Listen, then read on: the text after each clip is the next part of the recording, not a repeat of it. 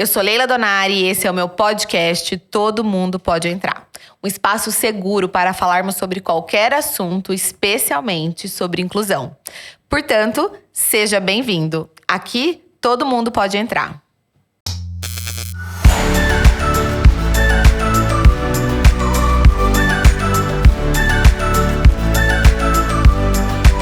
Eu tô muito feliz hoje porque esse podcast é um dos mais esperados por mim e sei que por muitas pessoas que me acompanham, que é o nosso podcast sobre inclusão escolar. Esse é apenas o primeiro de uma série que iremos fazer, porque eu sei que esse assunto ele é extremamente relevante, importante, visto tudo o que a gente enfrenta na nossa sociedade. E eu tô aqui com duas amigas e antes de fazer a minha audiodescrição, eu já quero apresentá-las, porque eu já quero colocar elas aqui para vocês irem vendo as duas maravilhosas que estarão aqui comigo. Vou ler o currículo aqui delas rapidamente. Primeiro a minha amiga, minha vizinha, Alessandra Aranda Nicolau, mestre em educação pela Unesp, especialista em gestão educacional e em psicopedagogia clínica.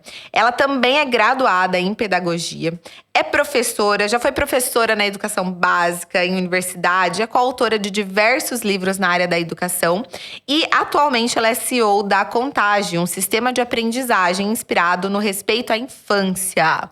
E a minha outra amiga querida é Vanessa Giotti, que vocês acompanham aí ela online, lá de São Paulo. 34 anos, advogada, autista e mãe de trigêmeos autistas.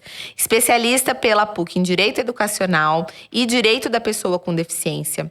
Pós-graduando em Direitos Humanos e Políticas Públicas, sócia de um escritório que trabalha com direito da pessoa com deficiência em todas as áreas e também é diretora jurídica do Instituto Lagarta Virapupa e agora assessora legislativa da deputada estadual Andréia Werner e membro da Comissão de Direito da Pessoa com Deficiência da OAB. E muitas outras coisas por aí. E eu esqueci de falar também que a Alessandra é mãe do Luca, que também é uma pessoa com deficiência. Ou seja, nós três aqui somos ativistas pela causa da pessoa com deficiência, mas também somos mães. E propositalmente, eu quis trazer para esse momento, para falar sobre inclusão escolar, mães que também são profissionais da inclusão. Porque eu acredito, meninas, que muitas pessoas ainda enxergam a inclusão escolar apenas como profissionais da inclusão. E eu entendo que é muito diferente você viver na prática a inclusão escolar. Então, uma coisa é a gente ler nos livros, né, o que a inclusão escolar é, nas leis, né? Mas outra coisa é a gente viver na prática. Antes de passar a palavra para as minhas convidadas, para elas se audiodescreverem, eu vou me audiodescrever. Eu sou uma mulher branca, de 1,60 de altura, cabelos pretos, sobrancelha preta bem marcada, tô maquiada com batom cor de boca, tô com um brinco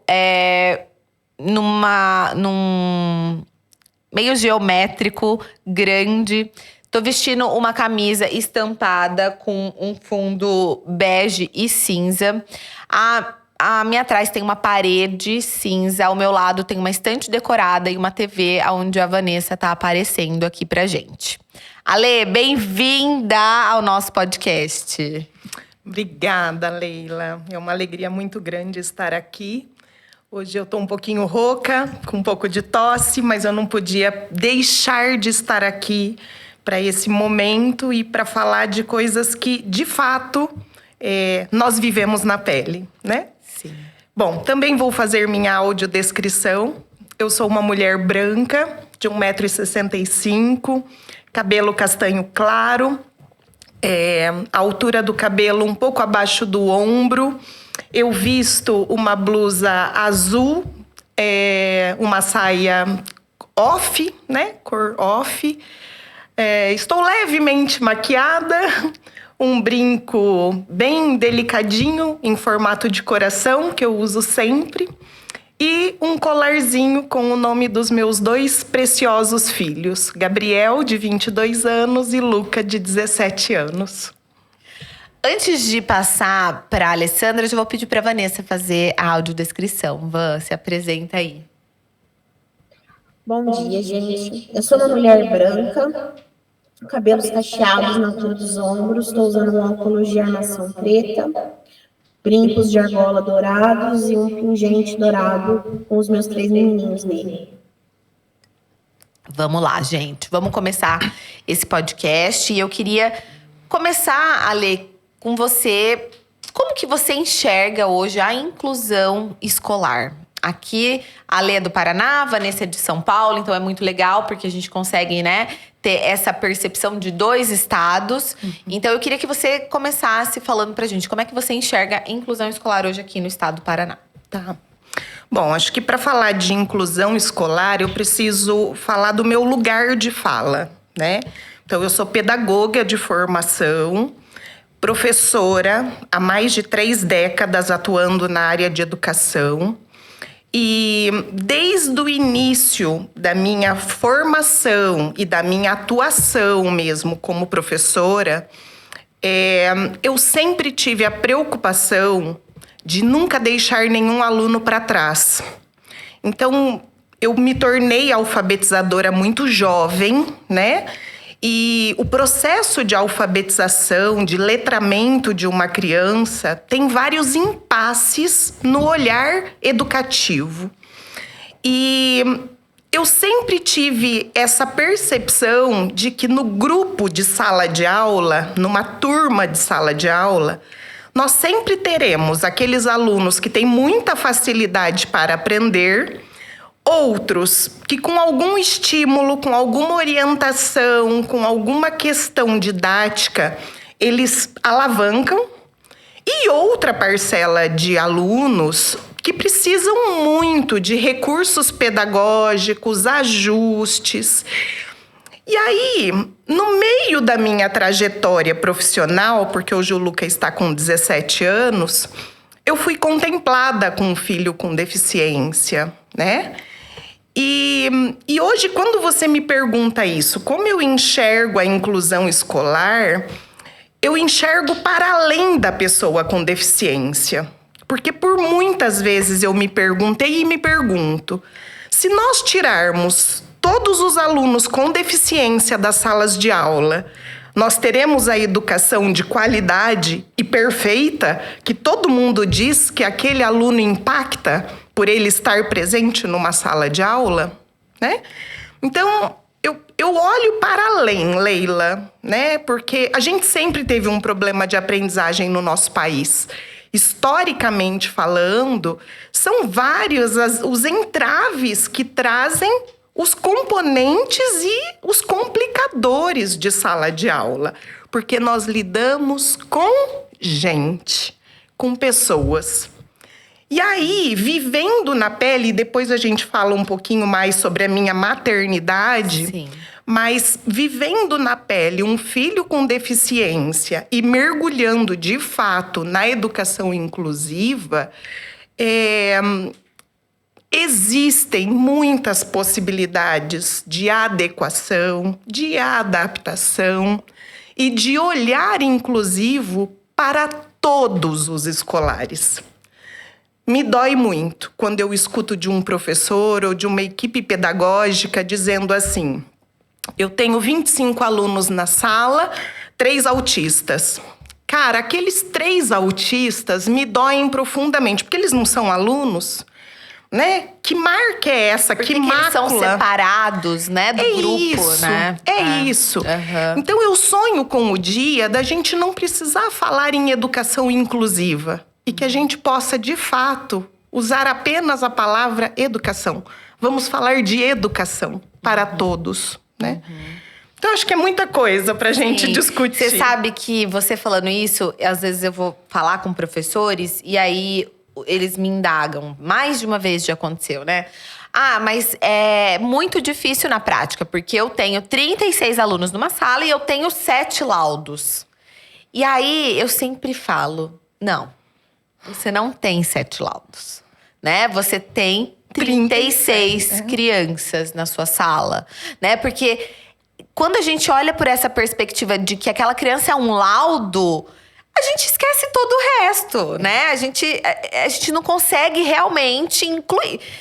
A exclusão começa naquele momento em que aquele professor está enxergando aquelas crianças como laudos, né? Exatamente. Como problemas, como situações complicadoras, enfim. Então, eu acho que eu acho que a educação, inclusive, ela começa por uma educação, um letramento dessas pessoas que vão lidar com esses diferentes alunos. Exato. Né? Porque eu tenho uma filha que ela não tem uma deficiência, mas ela tem uma dificuldade de aprendizado. E né? isso é muito bacana você trazer, Leila, porque na nossa legislação, e daqui a pouco a Vanessa vai falar muito sobre a legislação, necessidades educativas especiais é o termo que é usado no nosso país. E eu, Alessandra, o meu CPF, tá? Tá. Aqui a gente vai falar por CPF, não tem problema a gente, inclusive, discordar. Eu falo, isso. gente, que eu trouxe pessoas diferentes, porque isso é o lindo da vida, né? A gente poder bater um papo, às vezes concordar, às vezes discordar e continuar amigas. E é isso. E trazer luz, né, para um assunto que é tão delicado. E toda vez que eu coloco isso no meu Instagram, dá maior polêmica. Entende? Eu sou massacrada todas as vezes. E eu falei, agora eu vou criar um podcast, eu vou falar mais ainda sobre isso, porque tá tudo bem, né? Se Tanto as que eu te pessoas perguntei, eu posso falar o que eu penso, o que quiser, né? o que pensa, né? E aí, por que eu não gosto desse termo especiais? Porque, para mim, todo ser humano é especial. Sim. Então, quando eu olho para essa nomenclatura, a exemplo de Portugal, por exemplo, eu leio necessidades educativas específicas, porque era o que você estava falando da Bia. Sim. E de tantos outros que estão inseridos nessa sala de aula e que precisam ser incluídos, porque cada um tem uma necessidade específica. E aí, olhar para essa turma, incluindo a todos e não aquele que tem laudo, isso de fato, para mim, é o resumo de uma educação inclusiva. Sim. Inclusão para todos, independente da sua condição ou necessidade. Olhar para o ser humano como ele é e como ele está posto ali, né? E que nem sempre a gente vai ter respostas. Exatamente. Querida Vanessa, vamos lá. Como é que você enxerga tudo isso? Depois dessa aula, né, fica até difícil falar, porque primeiro gostaria de dizer que eu tive meu diagnóstico tardio aos 33 anos. Eu fui diagnosticada uma mulher autista com déficit de atenção e altas habilidades. E aí, fazendo um retrospecto da minha vida acadêmica, eu sempre fui aquela aluna que fechava no segundo bimestre, no terceiro bimestre, já tinha tirado nota para não precisar ficar de recuperação, etc, etc.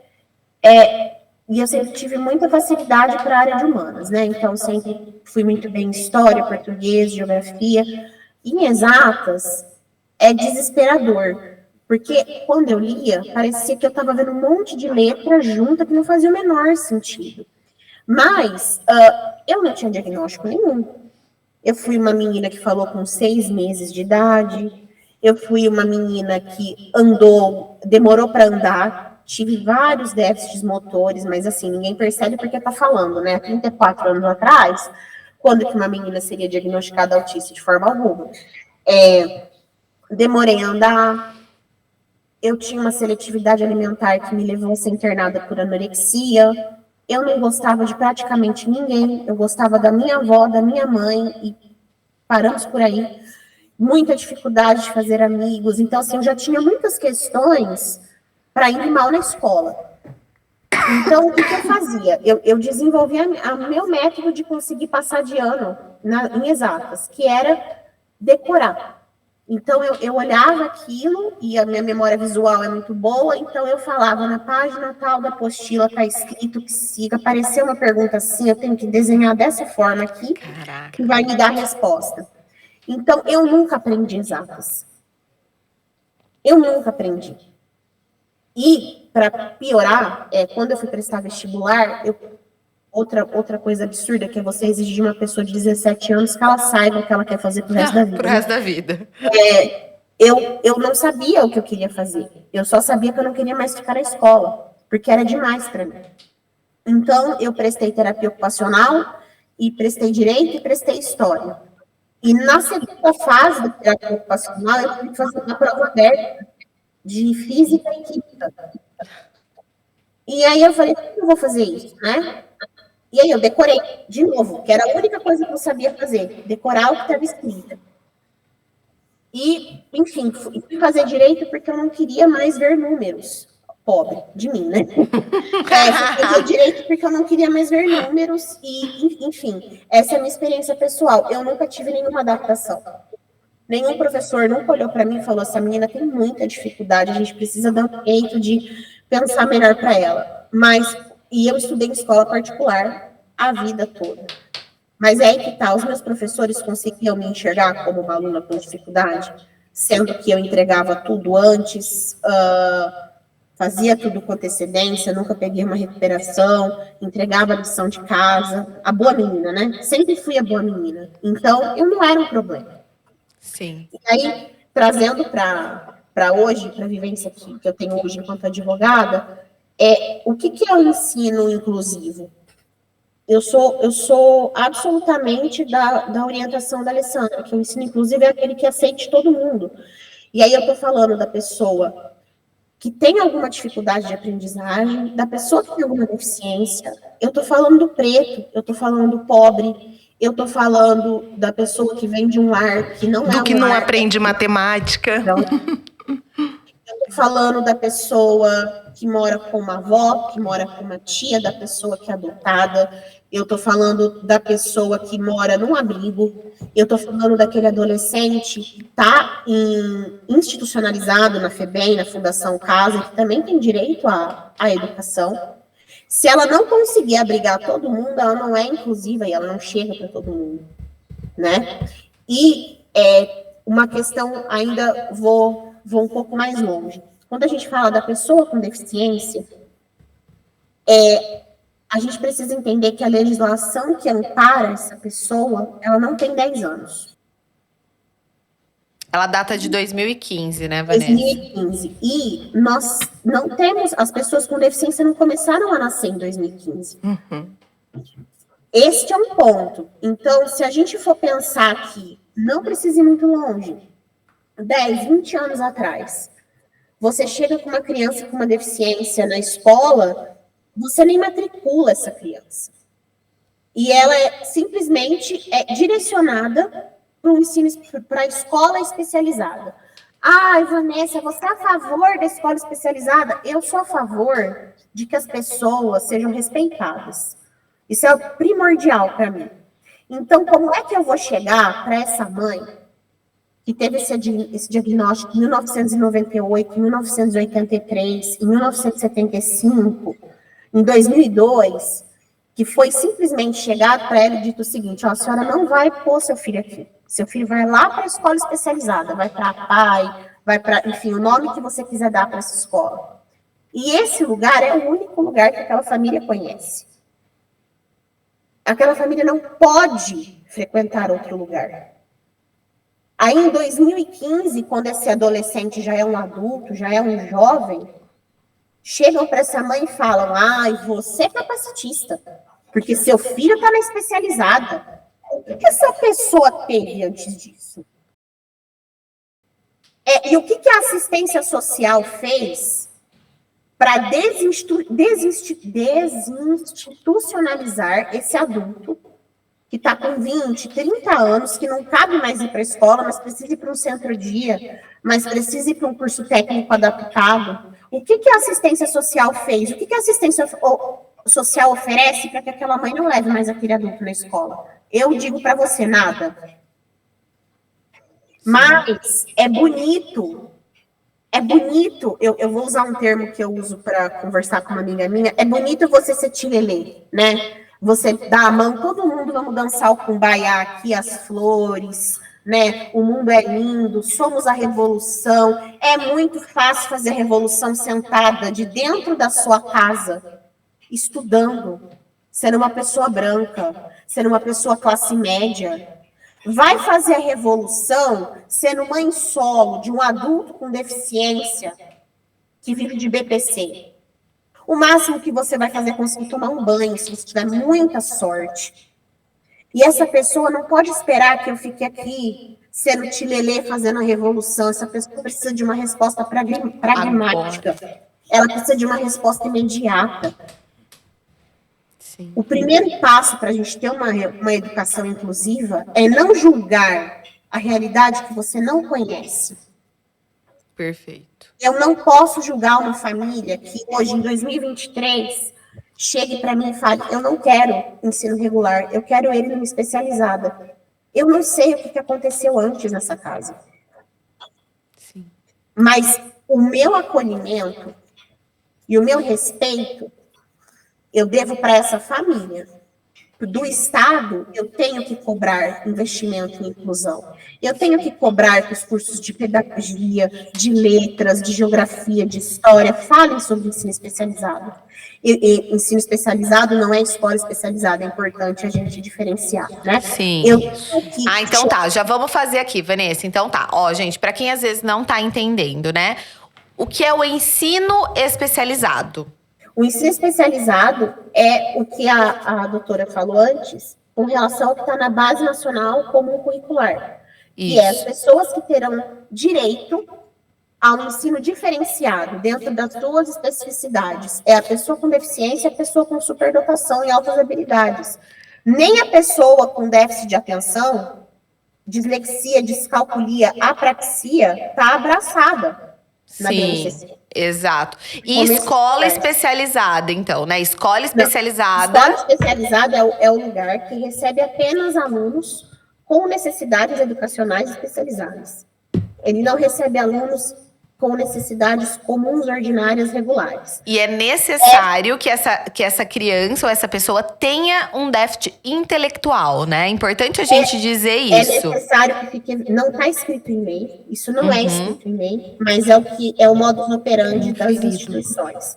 Então, se a pessoa não tiver um déficit intelectual, ela não é recebida. Ao passo que, se ela chega no ensino regular sem o déficit intelectual, mas com outras questões, ela também é mal recebida. Então, essa pessoa também não tem lugar para ficar. Ela não tem um lugar para estar. O que a gente tem hoje eu falo que é a Olimpíada da Desgraça.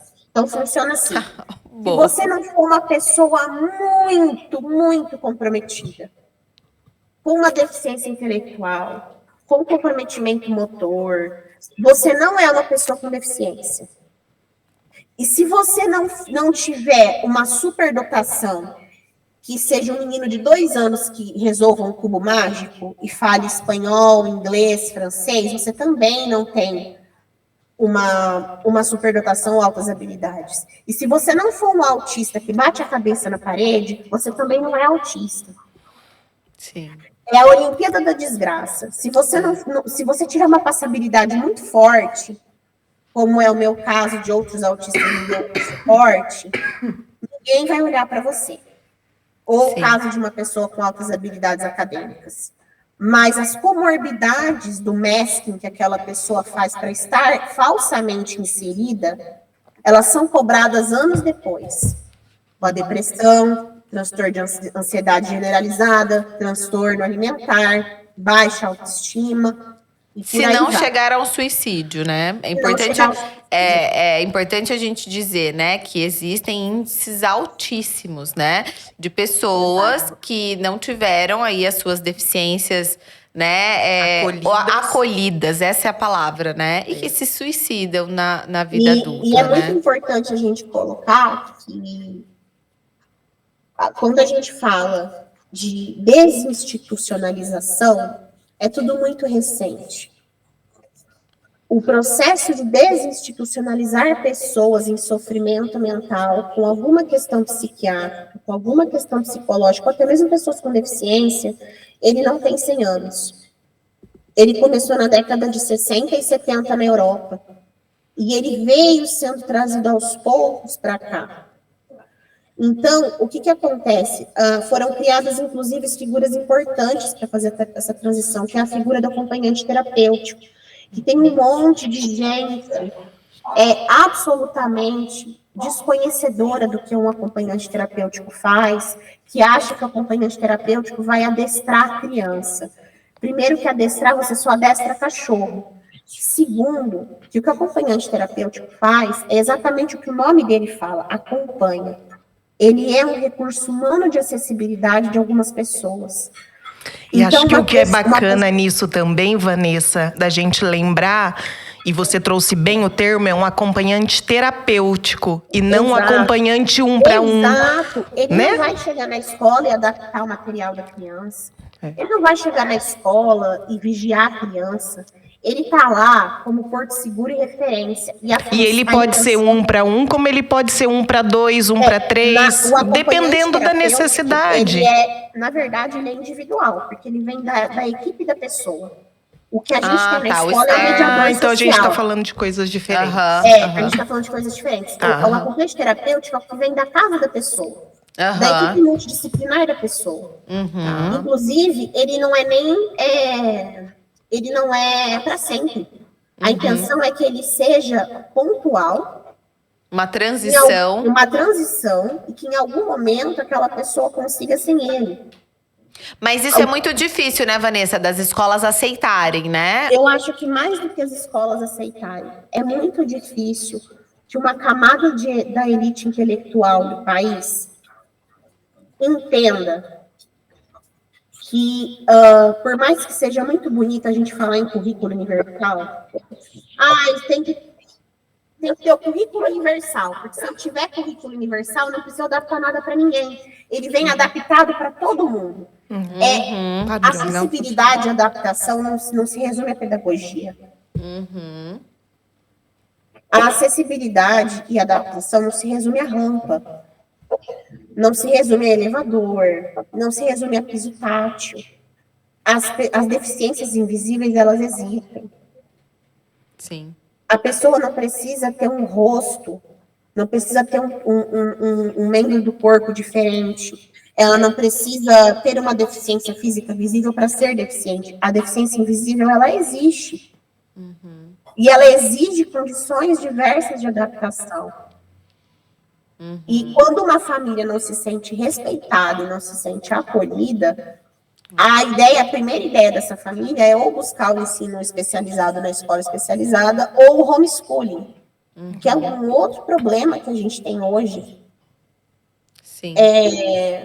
Porque eu costumo dizer para as pessoas que me procuram, eu, Vanessa, o meu CPF, como bem disse a doutora, eu sou absolutamente contra o homeschooling. Absolutamente contra. Eu não vejo nenhuma vantagem para a criança, para a sociedade no homeschooling. Mas como é que eu vou olhar para uma mãe que teve o filho trancado num banheiro e apanhou, ou na outra escola que negaram uma vaga e falar para ela, não, a inclusão é bonita, não, o que essa mulher conhece não é bonito.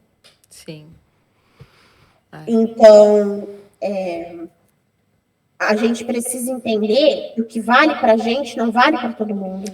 Não, e aproveitando esse gancho... A democracia é assim. Eu tenho que ter o direito de fazer ou não fazer. Sim. Mas alguém me impor aqui. Aproveitando esse gancho que você falou, né? A gente tem direito de escolha.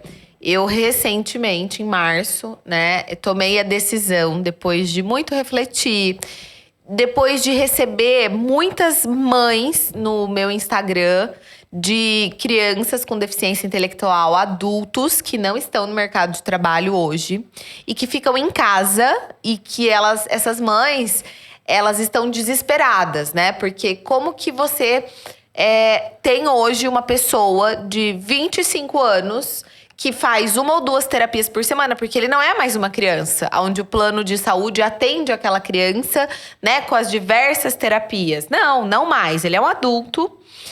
E esse adulto não tem para onde ir, porque não tem uma escola-dia, né? Eu desconheço, aqui em Londrina não tem, no Paraná, se tiver, são poucas, desconheço mesmo, né? Até se você que tá ouvindo conhecer, de repente na capital pode colocar aí pra gente, mas não tem uma escola profissionalizante, onde essas pessoas possam frequentar e ir todos os dias.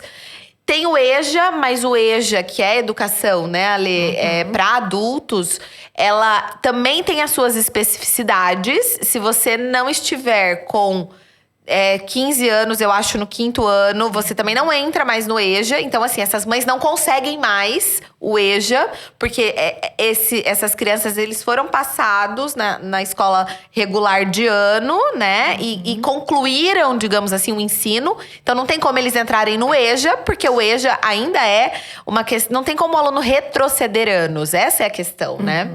E aí, então, eu descobri… Meu filho estava ali com 7 para 8 anos, né? Matriculado na 2ª série.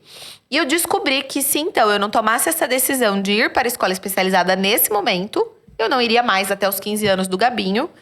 E eu já estava entendendo que o Gabinho, o meu filho tem uma deficiência intelectual. Eu já tinha entendido que a inclusão não estava acontecendo de fato. E que ele estava integrado sim na escola. Mas para mim ficou muito claro que a inclusão não estava acontecendo. Num dia, ele não tinha um PEI, enfim… mas um dia eu cheguei na escola e a professora me entregou uma prova de matemática no portfólio dele, né? E ela falou, você sabe, né? A prova dele tá rabiscada e rasgada, né? Porque… E aí, naquele dia, pra mim, fez todo sentido. Eu falei, gente, inclusão não é você dar essa prova de matemática. Meu filho não tinha nem que ter recebido essa prova de matemática. E aí, naquele dia, eu tomei a decisão, então, de ir pra escola especializada. E eu já sabia que eu ia ser muito julgada. Porque como que uma pessoa, né, que hoje se auto-intitula profissional da inclusão, né, que tá aí lutando pelos direitos das pessoas com deficiência, que tá na rede social falando sobre isso, vai passar o filho para uma escola especializada? Né? Isso é um enorme capacitismo. Como é que eu vou falar de capacitismo, né? E aí, nesse processo todo, eu entendi várias questões. Eu entendi justamente isso que a Vanessa acabou de falar. Que, pra mim, não dava mais.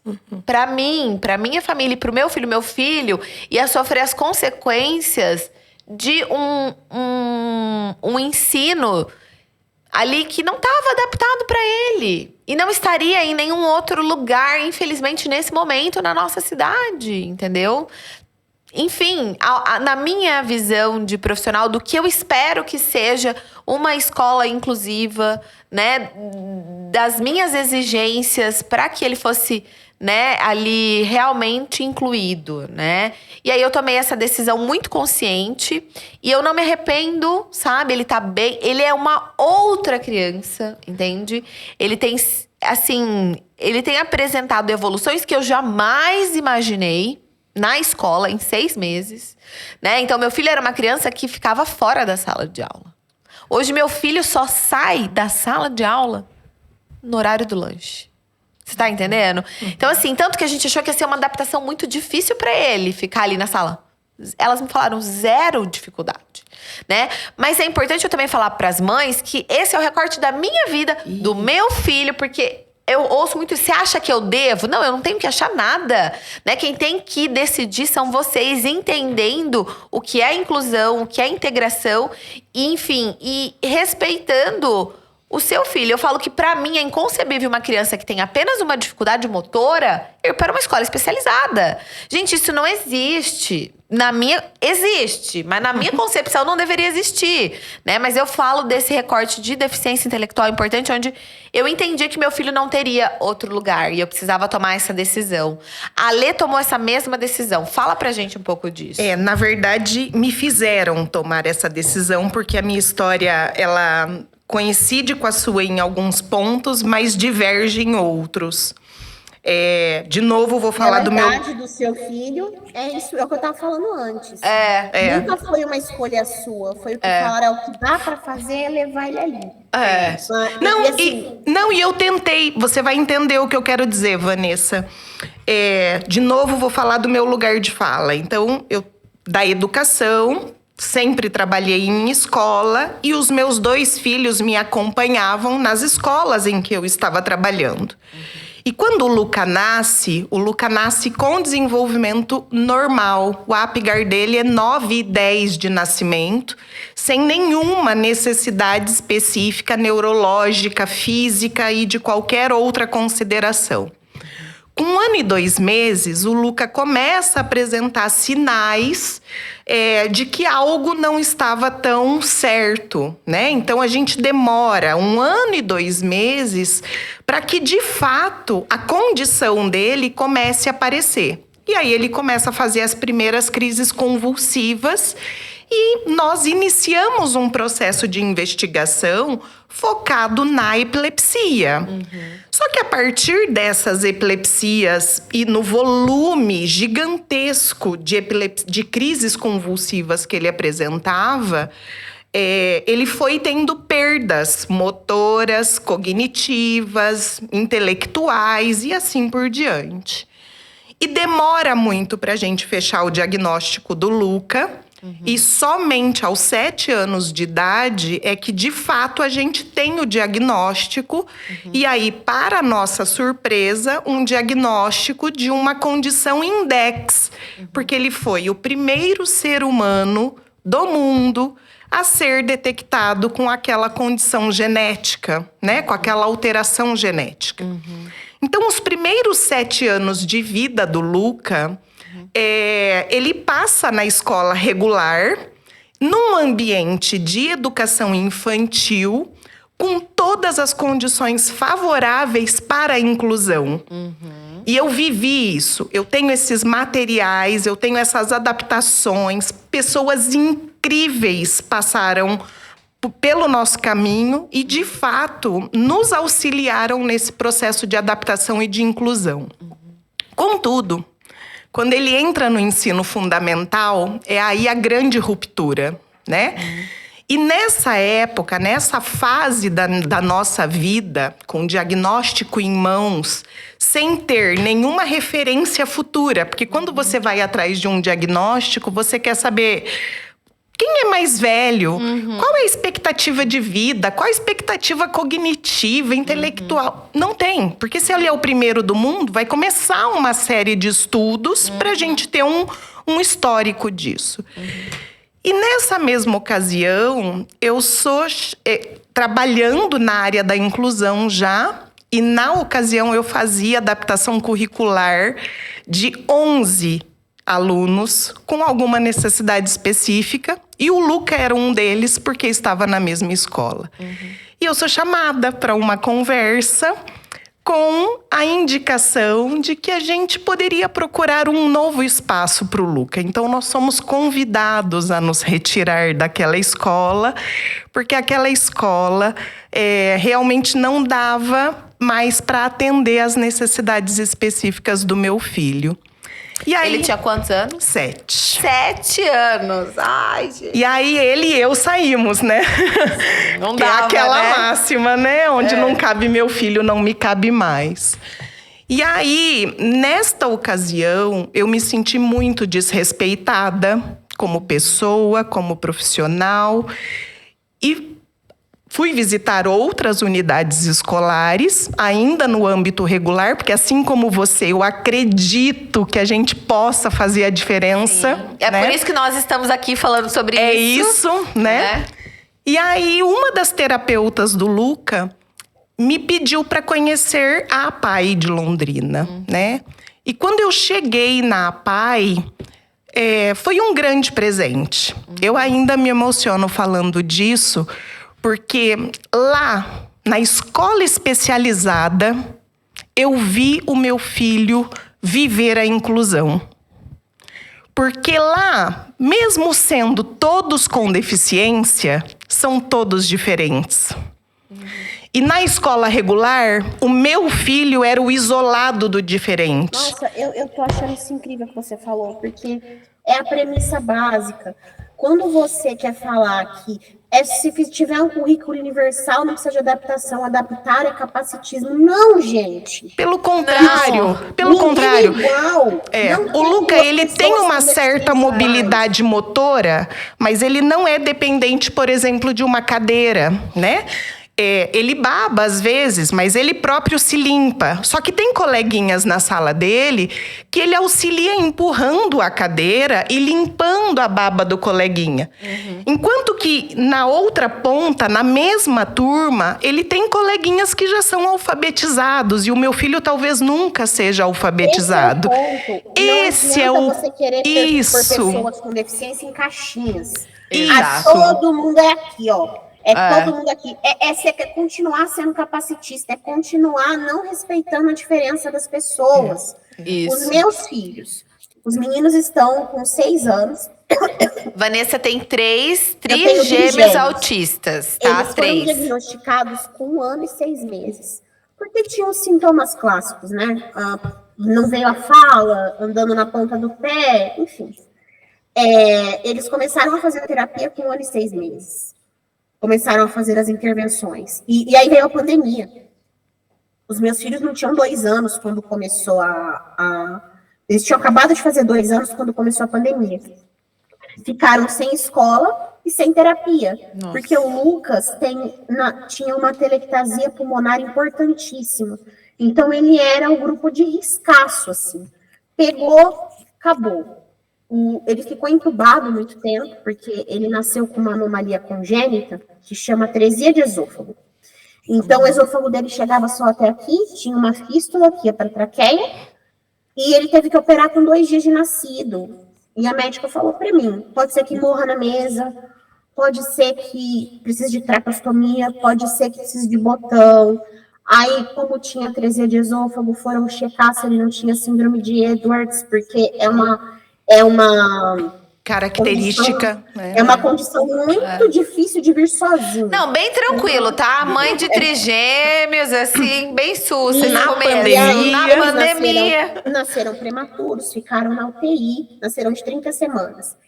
E quando foram fazer o cariótipo do Lucas, ele não tinha a síndrome. E eu me lembro que a primeira vez que eu sofri capacitismo na minha vida foi na UTI neonatal. Porque a geneticista virou para mim e falou assim, escuta, seu filho nasceu com uma questão aqui, ele tinha 2 dias de nascido. Seu filho nasceu com uma questão aqui que não vem sozinha. Ou ela vem com a síndrome de Edwards, ou ela vem com outras comorbidades. E a geneticista não sabia que a minha gestação tinha sido natural. Eu não fiz inseminação, não fiz tratamento para engravidar, eu só engravidei. E aí ela falou assim para mim, o seu filho claramente é um embrião C. Então, você deve processar a clínica que você fez a fertilização, porque eles não podem implantar um embrião C. Ela estava dizendo assim para mim, é uma bosta de material genético, seu filho, processa. E aí, até eu explicar para ela que não era inseminação artificial, que foi uma gestação natural, aí ela olhou para mim e ela, então faz sentido, porque não tem como fecundar 3 bons. Não vem ruim mesmo. E aí eu virei para ela e falei, aí eu fiquei parada olhando, ainda estava absolutamente descaralhada das ideias, puérpera, com 3 crianças internadas. E aí ela virou para mim e falou assim, mas ele é muito bonito para ser sindrômico. Se criança sindrômica é feia. E aí na minha salinha de UTI, eu era metade da sala, né, que eram os 3, e tinham mais 2 leitos. Um leito era de um bebê com nanismo, um tipo de nanismo bem complicado, que tem umas questões importantes de cardiopatia, e um bebê com síndrome de Down. E aí ela falou para mim, mas as outras mães estavam ali na sala, o bebê sindrômico é feio, seu bebê é muito bonito.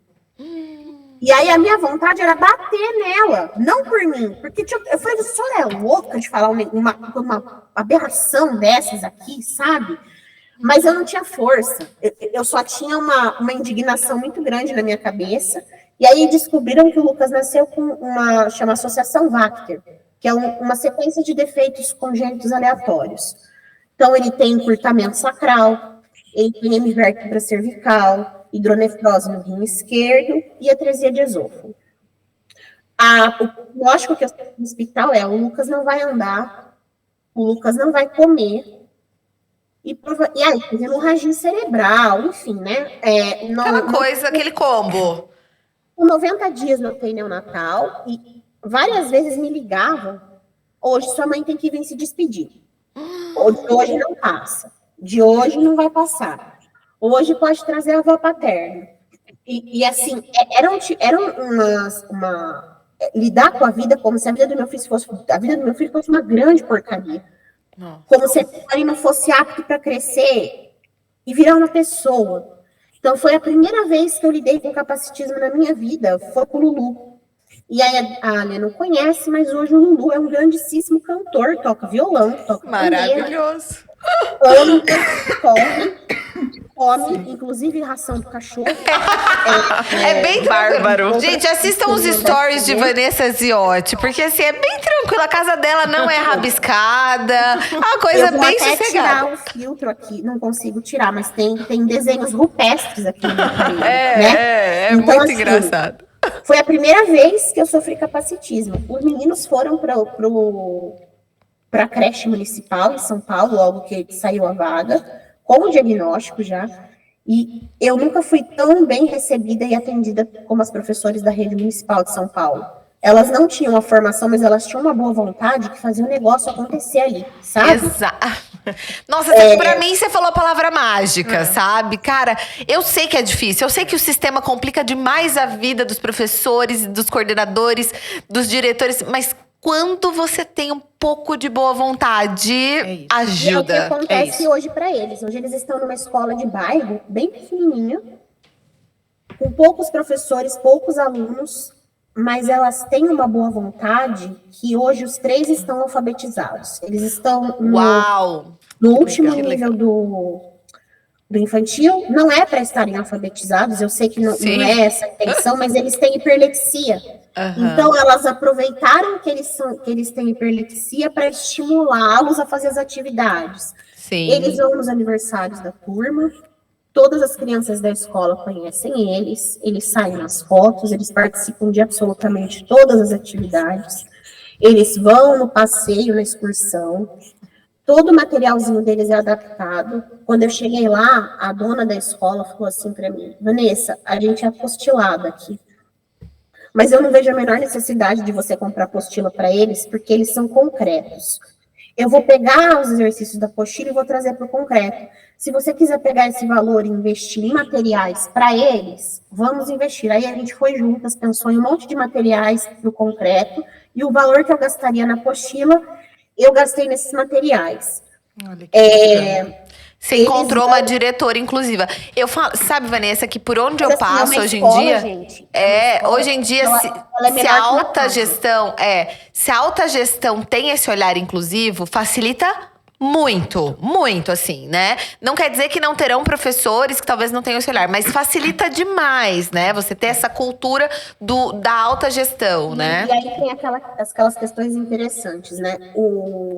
Eles foram por passeio para uma fazendinha, agora no meio do ano, e eu falei, vai dar errado isso. Vai dar errado, porque o Bernardo não fica no cinto, eles vão fugir. Falei, quer que eu chame a AT? Eles não têm AT, tá? Nem a minha, nem o mediador da escola. Porque, simplesmente, eles fazem tudo com as outras crianças. Mas, assim, não significa que é uma regra. Na escola tem crianças que vão com a sua própria AT e tem os mediadores. Para os meninos funcionou melhor assim. E aí, ela falou assim para mim, Vanessa, só deixa seus filhos irem. Confia. Aí eu falei, você quer que eu vou? Aí ela falou, não, eu não quero que você vá. Eu quero que você deixe os seus filhos irem. E aí, as fotos que eu recebi. O menino sentado com o cinto passado no ônibus. Lógico. A vida inteira. Eles obedecendo todos os comandos do agora não, vamos esperar. Passando a mão no pintinho, tirando o leite da vaca, brincando no pula-pula, passando a mão no cavalo, andando de charrete, esperou a vez de comer, sentou todo mundo junto para comer. E aí eu fiquei com aquela cara assim, falei, com certeza a dona da escola deve achar que eu sou uma maluca, né? Somos, né? Mas, Sim. E aí logo de sequência foram com a excursão com a terapia, foi todo mundo no aquário, fizeram uma saída social. Aí, de novo, já passando mal, hiperventilando. Falei, vai fugir, vai dar mó ruim isso daí, não sei o quê. Longe de mim, lords. Por quê? Porque eles são absolutamente respeitados. E quando eles são respeitados, eles entendem as regras sociais. Sim. Então, além de que vocês são profissionais, principalmente a Alessandra vai saber que A criança é uma na escola, é uma na terapia e é outra em casa. A gente chama isso de filtro social, Filtro social. O Gabinho tem um filtro social isso, que incrível. chega em casa, acaba o filtro dele, entendeu? Isso, mãe é manha. Não, eu fui viajar esse final de semana, o meu marido falou, ele ficou uma benção. Cara, hoje cedo ele já deu um show, entendeu? É isso, esse filtro... Tem essas questões também de serem crianças, antes de qualquer coisa, crianças, né? E Vanessa, eu acho que uma coisa muito importante que você trouxe na sua fala, e eu como profissional da educação não posso deixar passar, quando a gente teve o diagnóstico do Luca, eu me lembro de voltar do diagnóstico. Nós não tivemos o diagnóstico aqui em Londrina, né? E quando a gente pegou a estrada e tal, eu lembro de ter chorado 24 horas. 24 horas. Porque tudo passava na minha cabeça, né? Eu sempre busquei resolver problemas, eu sempre busquei soluções, eu sempre isso... E de repente eu tô com um filho, um ser que eu mais amo na vida, e eu não tenho o que fazer, porque eu não sei que remédio dar, não sei como fazer ele parar de convulsionar. A gente aumenta o remédio, piora o quadro motor, estimula o quadro motor, desencadeia a crise. Eu só chorava 24 horas. E a Leila bem sabe, eu sou uma mulher de muita fé. E ao final das minhas 24 horas de choro, eu ouvi uma voz, e eu atribuo isso a Deus, me dizendo: quem disse que o poder da vida e da morte está na sua mão? Quem disse que você tem que ter todas as respostas do mundo? Vai ser mãe do seu filho. E aquilo me tocou de tal forma que a partir daquele dia, eu passei a viver um dia de cada vez com o Luca e com todas as outras coisas da minha vida, né? E aí, quando você traz a informação, fiz todo esse contexto para tocar na sua colocação, que eram pessoas que não sabiam muito o que fazer, mas tinham boa vontade. Primeiro, eu me vejo nessas pessoas, porque eu também não sabia nem o que fazer com meu filho, mas eu quero fazer. E não só por ele, como por tantos outros. Só que a gente não pode esquecer de uma coisa extremamente importante. Vamos parar de brincar de escolinha. Porque educação é coisa séria. E educação inclusiva tem ciência atrelada. Então, quando eu olho para uma diretora como essa, que acolhe, que respeita seus filhos, que faz de fato a inclusão acontecer, eu fico pensando, que bom. E o quanto de formação continuada a gente está colocando na vida desses profissionais. Porque a gente só muda a educação com formação continuada. Não é com palestra uma vez por bimestre, não. Exatamente. Constante. Porque é isso que faz, de fato, tirar a pessoa do lugar onde ela está e buscar estratégias pautado em ciência, pautado em resultados, em pesquisas. Não é isso? Sim. Para que não só os nossos filhos, todos possam se beneficiar de uma educação de mais qualidade. Exato, esse é E aí, o ponto. que a gente fez, eu quero até colocar isso. Quando a gente chegou na escolinha, ela já tinha algumas crianças autistas, mas eu cheguei logo com 3, né? E aí, ela falou assim, a gente vai conhecer os meninos primeiro, mas eu não quero apostilar, eu quero ir pro concreto. Aí, comprou avental, porque eles têm uma parte lá que são azulejos, para as crianças pintarem, e os meninos não suportam o avental. Aí, sempre que chegavam as fotos para mim da turma pintando, era todo mundo de avental e ele de fraldinha. Porque era assim que eles gostavam de pintar. Mas estavam todos ali fazendo a mesma atividade. Sim. Esse é o ponto. E aí, outra coisa importante. A gente começou, e aí uma das professoras, ela falou assim, eu gostaria de fazer terapia ocupacional. Porque eu acho que é importante, além de professora, eu ter essa formação. E aí ela começou a fazer terapia ocupacional.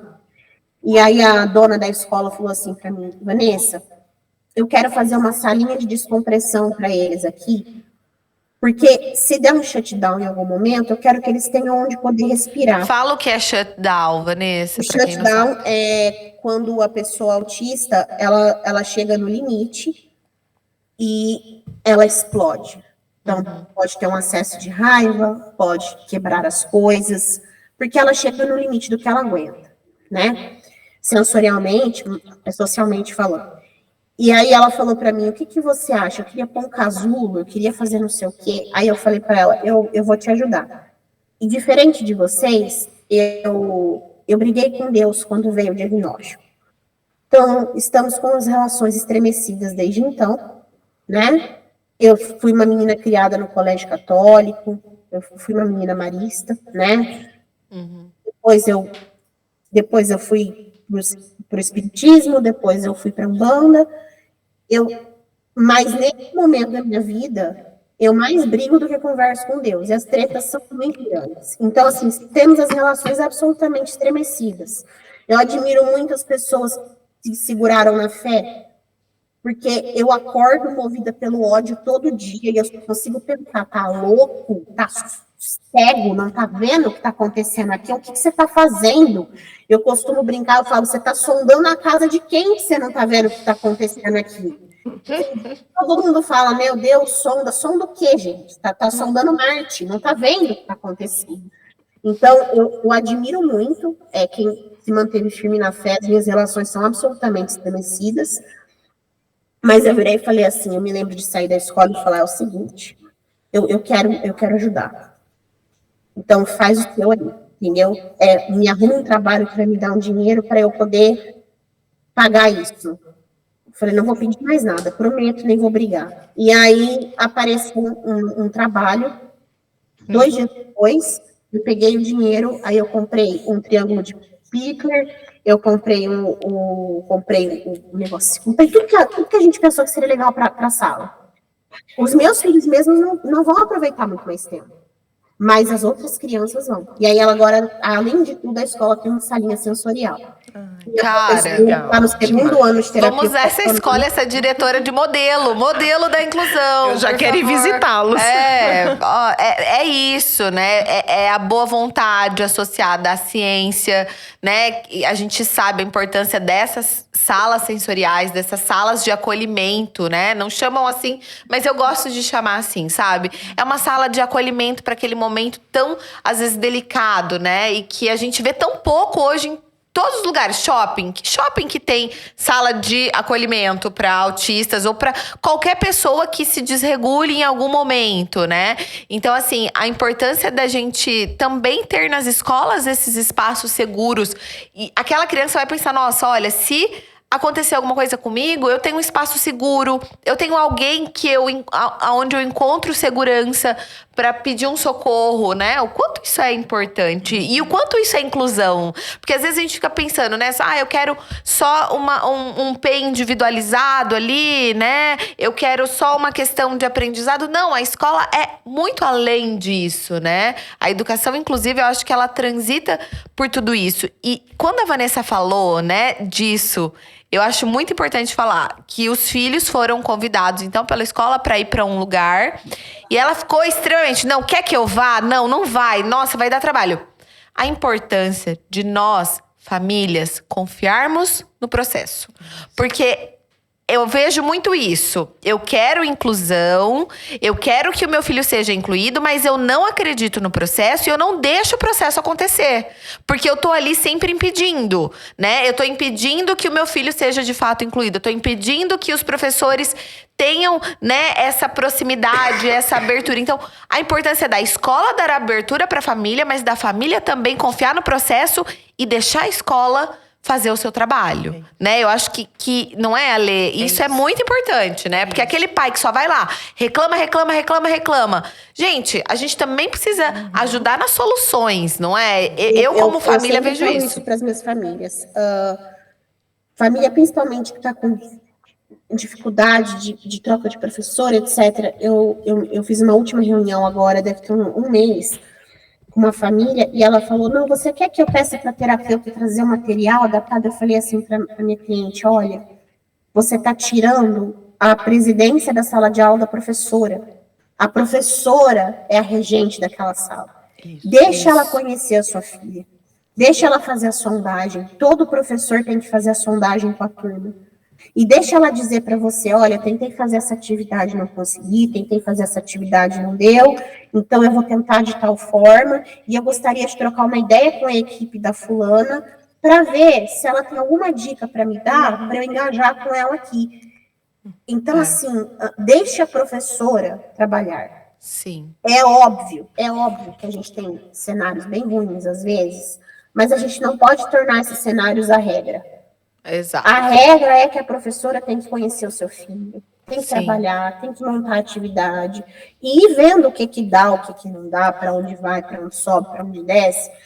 E se ela achar que naquele momento é interessante, que o terapeuta deu uma de como vocês estão fazendo aí, para eu tentar trazer algo para cá e poder manejar essa questão. É assim que funciona. Sim. É interdisciplinar, é interseccional. Não dá para dissolver. Não dá. Exato. E a gente já tá tendo que se encaminhar pro final, mas esse é só o primeiro episódio. Eu achei que a gente fez aqui um trio muito legal. Eu quero continuar essa conversa, inclusive no próximo, com questões práticas, né? Então, eu acho que a gente podia até chamar o próximo de práticas de inclusão escolar. Porque aí a gente pode dar ideias, dar meios. A Vanessa, com essa questão, né, jurídica, a gente pode entender como é que tá funcionando hoje a inclusão escolar em São Paulo, no Paraná, ver as possibilidades que a gente enxerga de mudanças, né? Eu como mãe, vocês como mais profissionais dessa área. Mas eu queria fechar agora, né? A gente tem aí poucos minutos, mas eu queria ler que você deixasse primeiro uma mensagem, né? Para as famílias, para os professores, para os profissionais que trabalham com inclusão hoje. O que você falaria, né? Qual mensagem que você deixaria aqui pra gente sobre inclusão escolar? Sua mensagem final aí. Bom, é muito difícil falar daquilo que a gente deseja. Então, eu vou falar daquilo que eu sonho. Deus nos fez a sua imagem e semelhança. E o maior mandamento de Deus é amar ao próximo como Ele nos ama. E é um amor incondicional. Então, nós somos 3 mães de pessoas com deficiência, inseridos numa sociedade com tantas outras necessidades específicas. E eu não vejo para nenhuma área sucesso se não for através do amor. Porque o amor, para mim, reúne respeito, comprometimento, envolvimento, todas as instâncias para, de fato, a gente estar junto. Porque, como eu já disse hoje, nem sempre a gente vai ter a resposta, nem sempre a gente vai ter a melhor estratégia, mas se eu não posso te dar o melhor, pelo menos te dizer assim, eu tô junto, tô aqui do seu lado, né? Então, para mim é o amor. Que às vezes, até fiquei emocionada, porque às vezes isso é o que aquela família espera. Daquele professor, né? Olha, eu não sei fazer. Eu não sei como é que isso aqui pode dar certo. Mas eu quero que dê certo. E eu tô aqui com você. E eu tô aqui. Pro que der e vier. Porque querer fazer o negócio acontecer já é pra mim um enorme passo, né? Eu sei de todas as dificuldades, mas não, eu tô junto. Vamos lá. O que a gente pode... O que você pensa? Né? Você é a pessoa que mais conhece o seu filho. O que você pensa que poderia dar certo, né? Então, eu acredito muito nisso também. Vanessa, sua mensagem final. Fica muito difícil falar alguma coisa, porque eu estou vivendo um processo de burnout. Então, eu acabo sendo até um pouco pessimista, né? Da pessoa que é a catastrófica. Mas eu gostaria que todas as pessoas tivessem acesso ao que os meus filhos têm na escola. Eu gostaria que o exemplo fosse multiplicado, porque eu encontro pais deixando os meus filhos na escola. Eu entendo a escola como uma rede de apoio para mim hoje, e não como um problema. Eu gostaria que todos tivessem acesso a isso, porque é o mínimo, não é o máximo, né? O fato da gente ter que acordar todos os dias e brigar para ter direitos fundamentais respeitados é algo que não concebo, que não pode acontecer. Se você nasce homem, branco, sem deficiência, você não precisa brigar para ter acesso à saúde, você não precisa brigar para ter acesso à educação. Você não precisa brigar para ocupar espaços. Basta que você não nasça homem, branco, sem deficiência, para que a partir daí você tenha que todos os dias lembrar o poder público e a sociedade que você também tem direito à educação, que você também tem direito ao mercado de trabalho, que você também tem direito à saúde. Então, eu não concebo isso. Isso é muito difícil para mim. E eu acredito que isso venha de anos de uma estrutura social em que a gente não existe. Então, para além da gente brigar pelos nossos direitos, que não nos falte forças para fazer a revolução nessas pessoas. E é por isso que eu acredito que o seu trabalho é importante, Leila. De levar a palavra para pessoas que geram empregos, para empresas que formam opinião, mas levar de fato, sabe? Que elas entendam, que elas aproveitem o conhecimento que você está levando. E que entendam que ser inclusivo no mercado de trabalho não é contratar uma pessoa que precisa só de cadeira de rodas, que você não tem que fazer uma adaptação mais robusta ali para que ela produza. Essa pessoa tem direito de produzir também. Sim. Então, é isso que eu gostaria de deixar de mensagem final. Perfeito. Eu não tenho nem como agradecer uma pessoa que está passando por um burnout. Eu conheço um pouco da vida da Vanessa e sei dos desafios que ela tem vivido. E eu queria aqui deixar a minha gratidão por você ser essa ativista, por você ser essa mulher.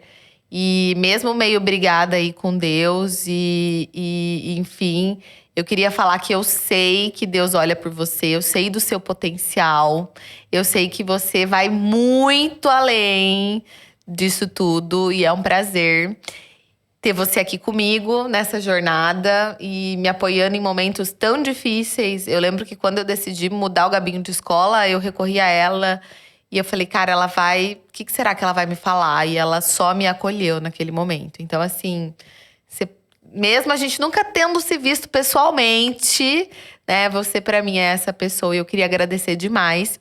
E a Lê, gente, a Lê é uma amiga que me introduziu no mundo das palestras. Ela… Cara, eu dei a minha primeira palestra sobre inclusão porque ela me chamou para ir num grupo da igreja falar sobre a história do Gabinho. Então, assim, não esqueço daquele momento. Foi a primeira vez… O Gabinho ainda era novinho, a primeira vez que eu falei da história dele. E é uma amiga muito querida também, que tá do meu lado sempre. E, Alê, me ajuda! E ela tá sempre ali. E saber que são mulheres tão potentes, tão inteligentes, com tanta sabedoria. Porque não é só inteligência. É sabedoria de poder transmitir essa verdade, sabe? Não existe uma verdade única, mas a gente tá aqui falando sobre a verdade da Lê, a verdade da Vanessa e a minha verdade, que é uma verdade para que todos possam ser incluídos de fato. E que a gente não aceite misérias. A gente não precisa se contentar com miséria. Eu acredito que a gente pode sim transformar a nossa sociedade com muita informação, com muita verdade, com muito respeito, né, a todos, com muita informação.